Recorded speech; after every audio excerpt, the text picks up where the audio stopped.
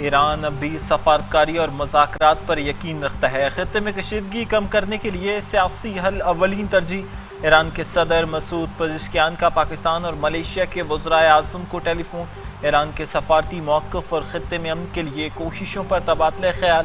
سفارتی کوششوں میں پاکستان اور ملیشیا کے کردار کی تعریف۔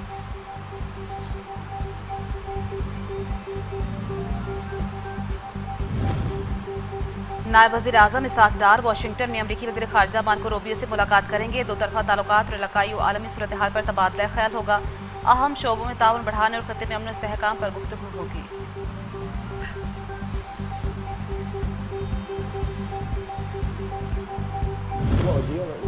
امریکی صدر ٹرمپ ایرانی مذاکرات کاروں کی ذہانت اور قابلیت کے معترف۔ ایرانی مذاکرات کاروں کو ماہر قرار دے دیا۔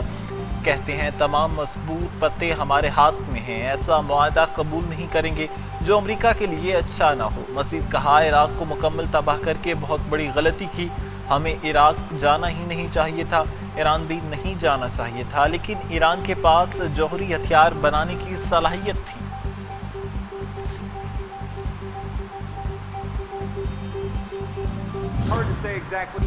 معاہدے کے قریب آ چکے لیکن صدر ٹرمپ ابھی دستخط کے لیے تیار نہیں۔ نائب امریکی صدر جے ڈی وینس کا کہنا ہے فریقین کے درمیان چند الفاظ اور شرائط کے حوالے سے تبادلہ خیال جاری۔ امید ہے کہ بات چیت کا سلسلہ جاری رہے گا اور ایسا وقت آئے گا جب صدر ٹرمپ معاہدے کی توثیق کر سکیں گے۔ جے ڈی وینس کا مزید کہنا تھا کہ امریکہ اس پوزیشن میں ہے کہ تہران کے جوہری پروگرام کو پیچھے دھکیل سکتا ہے۔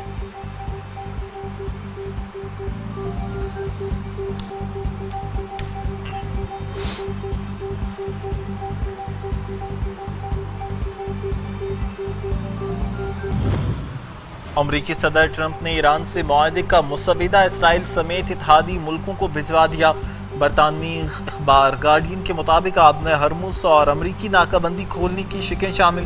مفاہمتی یادداشت کے نتیجے میں ایران کو $12 ارب کے منجمد اثاثوں تک رسائی دی جائے گی۔ آبِ ہرمز کو 30 روز میں جنگ سے پہلے کی سطح پر بحال کرنے کی تجویز۔ برطانوی اخبار کے مطابق چین چاہتا ہے کہ معاہدے کی حتمی توثیق اقوام متحدہ کرے۔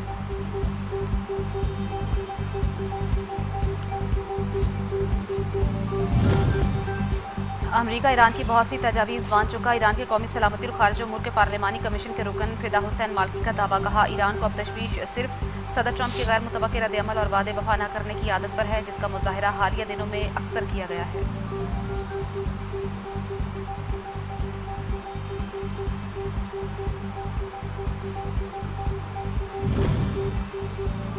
ایران، امریکہ اور اسرائیل کے درمیان کشیدگی میں مسلسل اضافہ۔ خلیج خطے میں عسکری سرگرمیاں تیز۔ ایران کا ساحلی صوبے بوشہر میں دشمن کا طیارہ مار گرانے کا دعویٰ۔ تباہ ہونے والا طیارہ کس ملک یا فریق سے تعلق رکھتا ہے، تفصیلات سامنے نہیں آ سکی۔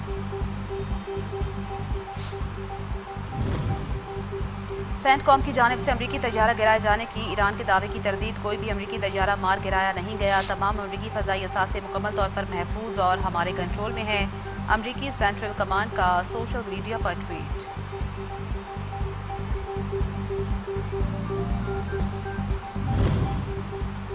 ایران کی مسلح افواج نے آبِ ہرمز کے قریب 4 بحری جہازوں پر انتباہی فائرنگ۔ جہاز بغیر رابطے اور اجازت کے آبِ ہرمز سے گزرنے کی کوشش کر رہے تھے۔ ایرانی فورسز کارروائی کرتے ہوئے پہلے وارننگ شاٹس فائر کیے۔ جہاز حملے کی جانب سے ہدایات نظر انداز کیے جانے کے بعد انتباہی فائرنگ کی گئی۔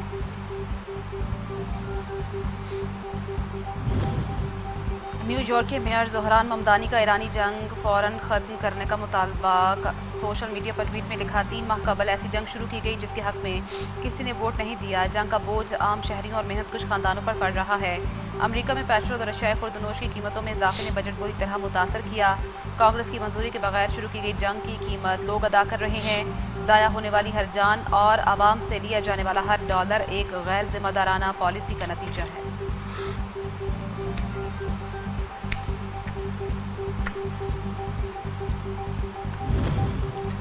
ایران کے خلاف جنگ کے بعد امریکی اسلحہ ذخائر کی بحالی میں کئی سال لگ سکتے ہیں۔ نئی رپورٹ میں انکشافات۔ ایران کے خلاف 40 روز تک جاری فوجی کارروائیوں میں امریکی افواج نے 4 اہم اقسام کے اسلحے کا بے دریغ استعمال کیا۔ ذخائر کو بحال کرنے میں 2 سے 3 سال لگ سکتے ہیں۔ ایران اور اس کے اتحادی گروہوں کے خلاف مہمات اور پیٹریاٹ دفاعی نظام کے میزائل یوکرین کو فراہم کرنے کے باعث یہ مسئلہ مزید سنگین ہو گیا۔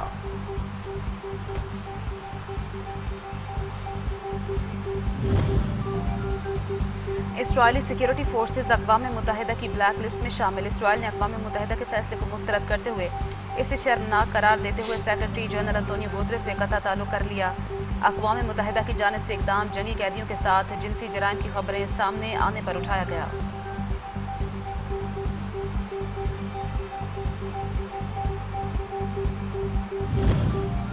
نتنیاہو نے اسرائیلی فورسز کو غزہ پٹی کے مزید علاقوں پر کنٹرول حاصل کرنے کا حکم جاری کر دیا۔ اسرائیلی فورسز کا حکم دیتے ہوئے کہا، غزہ پر 70% قبضہ کر لیا جائے۔ اکتوبر میں امریکہ کی ثالثی میں ہونے والی جنگ بندی کے تحت جو نہ تو اسرائیلی حملے روک سکی اور نہ ہی حماس کو غیر مسلح کرا سکی، اسرائیلی فوج کو ایک نام نہاد یلو لائن تک پیچھے ہٹانا تھا جو اسرائیلی کنٹرول کی حد مقرر کرتی ہے۔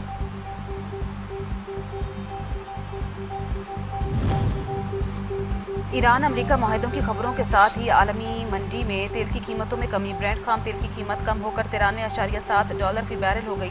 WTI کروڈ کی قیمت $88.9 بیرل، جبکہ امریکن آئل کی قیمت کم ہو کر $93.3 فی بیرل تک آ گئی ہے۔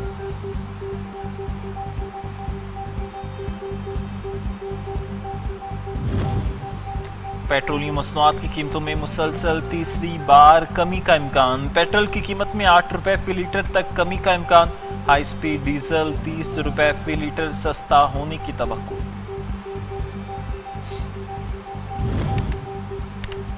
صدر مملکت نے بجٹ اجلاس 5 جون کو طلب کر لیا۔ صدر مملکت کے 5 جون کو قومی اسمبلی اور سینٹ کے اجلاس طلب کر لیے۔ سینٹ اجلاس 5 جون شام 6 بجے طلب کرنے کی منظوری۔ صدر آصف علی زرداری نے دونوں اجلاس طلب کرنے کی منظوری دی۔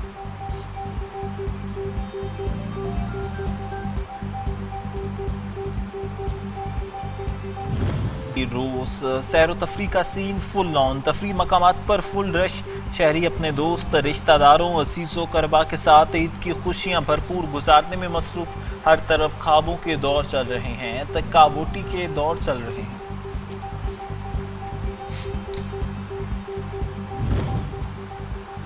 عید کی خوشیاں ماتم میں تبدیل، مختلف ٹریفک حادثات میں 12 افراد جاں بحق، 7 زخمی۔ کہوٹہ کی تحصیل خورشید آباد میں آبشار کی سیر سے واپسی پر رکشہ سوار 7 نوجوان جان سے گئے۔ ہب کے علاقے وندر میں تیز رفتار موٹر سائیکلیں آپس میں ٹکرا گئیں، 4 افراد جاں بحق، 3 زخمی۔ لسبیلا میں مکران کوسٹل ہائی وے کنڈ ملیر کے قریب کار کھائی میں جا گری، 1 شخص جاں بحق، 4 زخمی۔ اوباڑو میں 2 موٹر سائیکلوں میں تصادم، 1 شخص جان سے گیا، 3 شدید زخمی۔